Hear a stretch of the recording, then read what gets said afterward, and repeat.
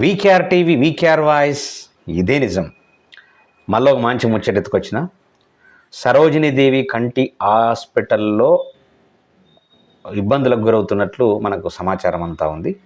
గతంలో 100 మంది, రోజుకు 100 మంది కంటి సర్జరీ అంటే కంటి వైద్యం జరుగుతూ ఉంటే మరి ఇప్పుడు రోజుకు 20 మంది కన్నా ఎక్కువ జరగట్లేదని చెప్పేసి ఆల్రెడీ రోగులు, పేషెంట్లు వాపోతున్నారు.